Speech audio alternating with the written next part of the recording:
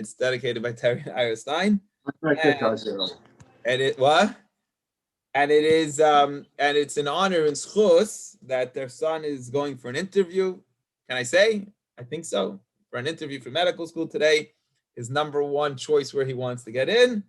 His name is Lev Yosef Ben Yisrael Moisha. Should have tremendous success in his interview. And yes, today's learning is dedicated to his hatzlacha and his success. God willing, that will happen. We'll hear good news very soon. And it'll be an amazing doctor. Okay, let us get started. Today's chumash is very short, and we're starting a whole new topic in Tanya. So I'm looking forward to learning that with you. Excellent topic in Tanya. But let us get started with the chumash first. So if you were here yesterday, you remember that Moses. We're learning about Yisro. The first three aliyot. By the way, also Zayal on what you mentioned. The first three aliyot are about Yisro. It happens to be that it's not just, your question would not just be, why is the name of the Parsha Yisro? Why is it that the first three out of 7 sections in the Parsha are actually talking all about this guy, which would come into the question. So, but anyway, Yisro shows up, comes to meet up with the Jews before the Torah is given. At least there's a debate here among the commentators, at least I believe how Rashi's learning, is that Yisro shows up after the miracle of Amalek, before they get the Torah, and he stays till the end of, after the Torah is given, and he sees Moses the day after Yom Kippur, when Moses finally comes down after being up for 3 times 40 days on the mountain. He finally comes down and he starts answering questions day and night. And his father-in-law says, listen, ask God, but I don't think this is a healthy system that you have going on over here. I think that you should get more people involved to be lower court judges, and to be lower judges. They will answer questions, and whatever they don't know, they'll bring to you, and then it could be a successful continuity of the Jewish people following the system. And he said, ask God. So we just wrapped it up in today's chumash. Vayishma Moshe. Moses listened. Obviously, God agreed to his father-in-law's plans. The kol chaisnai, to the voice of his father-in-law. Moses listened to his good son-in-law. He listened to his father-in-law. Vayas kol asher amar. He did everything that his father-in-law said that he should do. He went and he followed it. Vayivchar, and he went and he chose his father-in-law advisor. Remember, we said this yesterday. What was the advice? He at least brings up one of the things that his father-in-law advised him in verse 25. Moses chose men of substance, or as Rashi explained in the previous days, chumash, it means men who are are financially stable at least, or wealthy somewhat, so that they won't, no one will be able to bribe them. We call Yisrael from all the Jews. Rashim, and he placed the chosen people he chose to be heads, Ala'am on the nation, Alafim, and he had a whole hierarchy. There was the higher courts that were one judge would oversee 1,000 people, Meis, and there was a lower court where one judge would oversee 100 people and even lower, Chamishim, 1 over 50, Asaras, 1 over 10, and they would go to the leaders who Moses chose, and they would have all their arguments, all the questions, all the debates would go to the lower level judges, the lower circuit court, and then if they didn't know it, they'd pass it up till it went to Moshe to ask Hashem if nobody could figure out the answer as it rose, the different levels of judges. And they would judge the people. Anytime is needed. There was a hierarchy. There was a system. There was a set of judges. Any very difficult, complex question went to Moshe. And any smaller, easier, decided decision, the lower judges would go and they would judge and they would take care of whatever needed to be judged. And Moses had more time. Moses was able to communicate with God and just be the kind of the spiritual leader and not be judging people all day. You actually see this in a lot of Hasidic Rebbes, right? So, like, by the way, I'm just going to say the Rebbe, when they would ask him halachic questions, he would often send them go to a posek, a rabbi who decides these things. Like the Rebbe was more a spiritual leader than a judge who you'd ask halachic questions to, although he did answer tremendous amount of halachic questions. But the Rebbe would often tell people, go to the local rabbi and ask him to decide the question. People wouldn't ask all their questions, kosher, meat, and milk. They wouldn't go to the Rebbe for that. That you'd ask your local rabbi. And Moshe, after his father-in-law was there, he sent his father-in-law back home. Sent him packing. No, it's not what it means. That's what you might think if you just see the verse. Moses sent his father-in-law. He went back to his house. So a little bit of just Rashi behind that.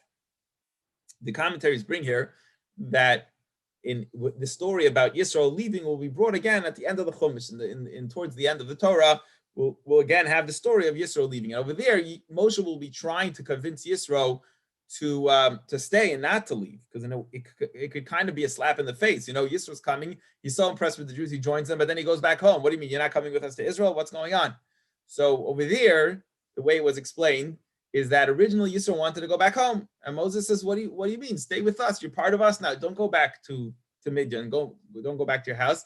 But eventually, his father-in-law Yisro persuaded Moshe, because as Rashi tells us here, why is he going back home? To convert the rest of his family. So he wanted to bring the whole mishpacha, all the members of his family, into Judaism. He was so impressed with what he saw. He told Moses, "I gotta go home. Let me go back home, and I'm going to convert the rest of the family to come back and join Judaism." And that is the end of today's very short portion of Chumash. Any questions or comments on today's Chumash before we get into today's Tanya? No, clear? We learned it all yesterday. All right, we'll move on to Tanya. Really fascinating Tanya. Very important. We're going to talk about depression, melancholy, and joy and happiness. And today is going to start. It's going to be a week or more time, which we're going to spend on this topic. And it's very real. It's very life-changing if we could internalize the message here. So we'll try to do that together. And learn and study these ideas together in today's Tanya. So, and we're not going to give advice. It's a very big tool. We're gonna give advice tomorrow or the day after how to deal with it.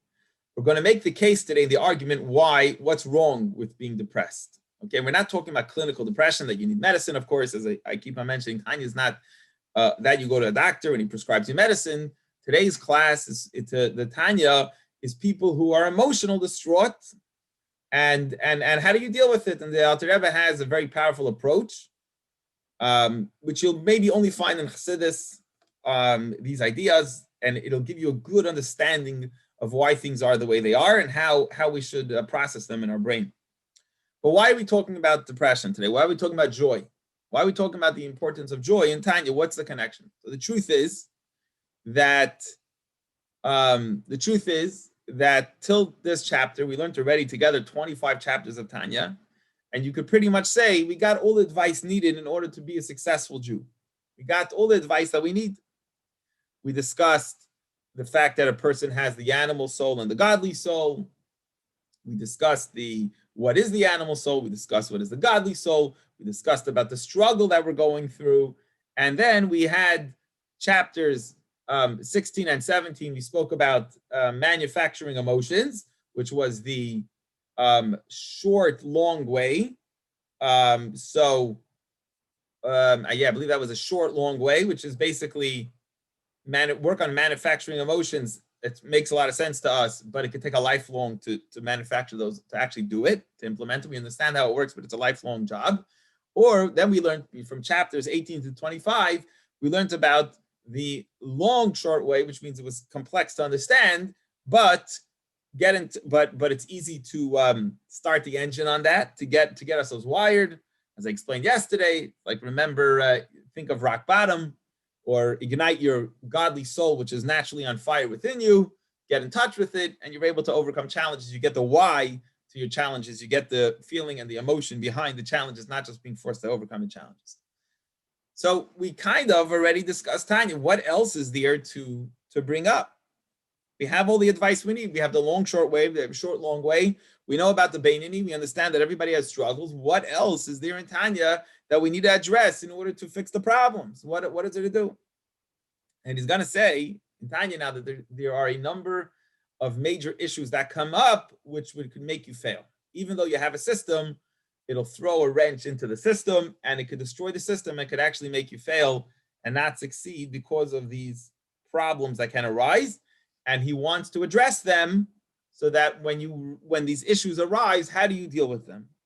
And probably the number one issue which he's going to address today is that what could throw you off is when a person is in a bad mood, when a person's depressed, when a person's not feeling good, you're going to fail. You're not going to succeed in the battle. So the Beinoni has a struggle between the godly soul and the animal soul. And probably the greatest challenge in life that causes us to fail is when a person's not in a good mood. They're not in a happy, positive frame of mind. which means that joyfulness, being joyful, is one of the greatest keys to success in anything in life. Joy opens you up. Joy allows you to process the stuff. It raises the ability of the person who's happy versus the person who's depressed. It's amazing because it's actually in any area in life, whether it is the battle between your godly soul and your animal soul. If you're in a bad mood, if you're depressed, if you're lazy or stressed out, you're not going to win, right? Think about a diet, right? I think it's a great example. In a diet, when you wake up in the morning, I don't know about you guys, but myself, when I wake up in the morning, I watch much more careful what I eat. But by the end of the day, when I'm tired and I went through a bad thing, I stuff my face. The fact of life is that the greatest asset to your success in life is you being in a good mood, is you being happy, positive, and in a joyful mood. And the greatest hindrance that a person comes to, which will destroy them, which will make them fail in any area of life, is being melancholy, being depressed, being sad. That will definitely do a job on you and will cause you to fail, and could cause you to fail many years of your life. And you know who knows that also? The evil inclination knows that. So the evil inclination could sometimes in life feel and say, look, I can't stop you, but I have a very good tool. I have a very good system that could stop you. All I'll do is make you depressed. You know, like I know people like a lot of people when the stock market's down, they're just in and they have stocks, they're in a much worse mood that day. You know, I remember I was in a car once and this guy, all of a sudden his stock, whatever it was, wasn't the whole market. His stock went down. He was a teacher in school. He couldn't go into teach anymore because he was in a bad mood.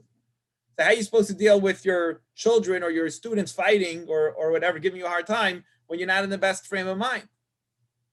So the Tanya is saying today, he's making that argument. We're going to discuss how to deal with it. Again, we're not giving you the tools yet, how you're supposed to deal with it. We're going to get into detail with that. But the number one thing Tanya wants to say today, right now, is that it's super important. Joy and happiness is crucial, is critical for success in life. Okay, and let's see. He's gonna lay it down that Torah, that this is Torah's perspective, and we see this in Torah, that joy is the most important thing in life. Did I stop and start the recording? I'm not even sure if I did or not. Okay. I think I did. I don't know.